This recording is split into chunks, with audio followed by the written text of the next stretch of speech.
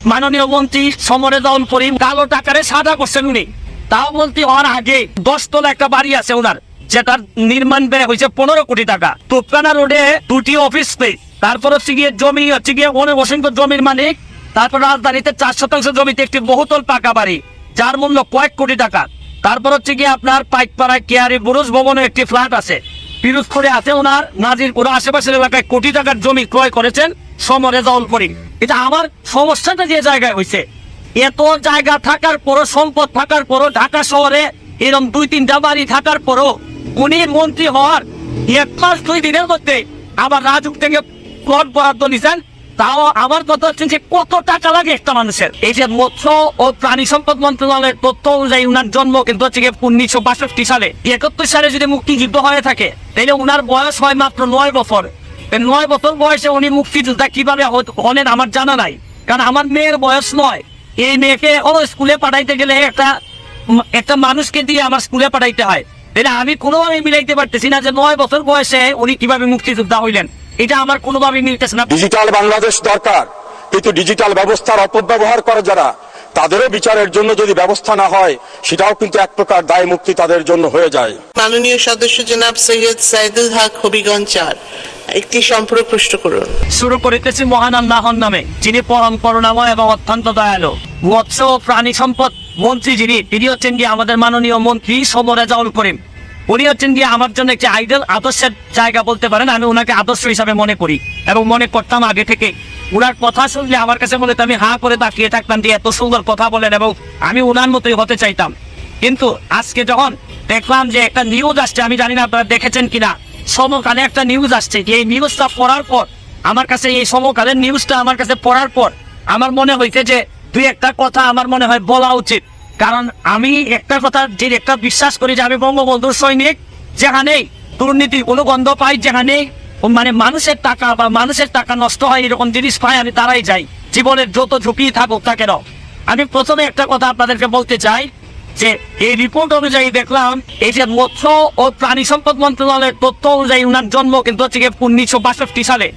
1962 সালে উনার জন্ম হয়ে থাকলে উনি মুক্তিযোদ্ধা হিসাবে দাবি করতেছেন, উনার সার্টিফিকেট আছে মুক্তিযোদ্ধার।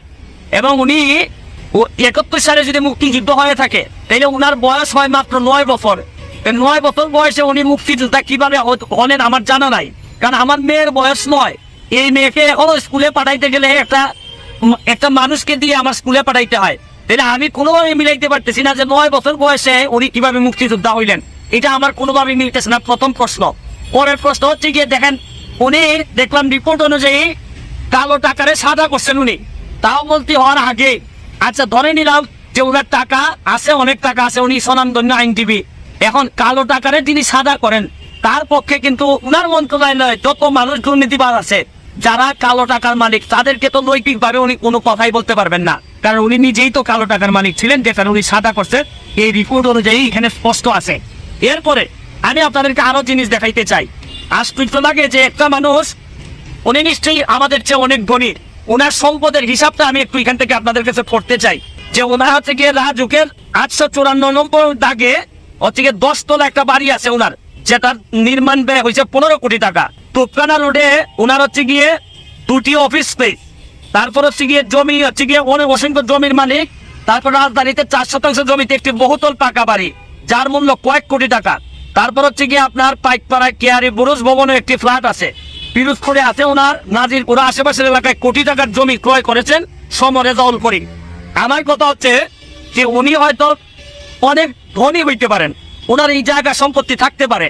এটা আমার সমস্যাটা যে জায়গায় হয়েছে, এত জায়গা থাকার পরও, সম্পদ থাকার পরও, ঢাকা শহরে এরকম 2-3টা বাড়ি থাকার পরও উনি মন্ত্রী হওয়ার 1 মাস 2 দিনের মধ্যে আবার রাজুক থেকে প্লট বরাদ্দ নিছেন। তাও আমার কথা হচ্ছে যে কত টাকা লাগে একটা মানুষের, কত টাকা হইলে মানে এটা তো হচ্ছে এই বরাদ্দ তো নিবে যারা হচ্ছে গিয়ে ধরেন হয়তো বেআইনি উনি কিছু করেন নাই, কিন্তু এত জায়গা সম্পত্তি থাকার পরে একটা মানুষের আবার এই জায়গা নিতে হয়। এইটা আমার কাছে মনে হয়েছে যে এটা কঠিন বাস্তবতা। আমি এই রিপোর্টটা এখনো বিশ্বাস করতে চাই না, কারণ উনি এখনো আমার আইডল। আমি মনে করি উনার যেভাবে উনি কথা বলেন আমি এখনো বিশ্বাস করতে চাই। আমি বিশ্বাস করি উনি এই সমকালের যতগুলা লেখা আসছে এইটার একটা প্রতিবাদ দিবেন, অথবা এদের বিরুদ্ধে মামলা করবেন যদি এই কথাগুলো সত্যি হয়ে না থাকে।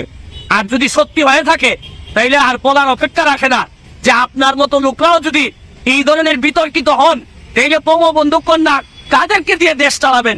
সব মানুষ যদি নষ্টের কাতারে চলে যায়, তাহলে বঙ্গবন্ধু কন্যা কাদেরকে দিয়ে দেশ চালাবেন?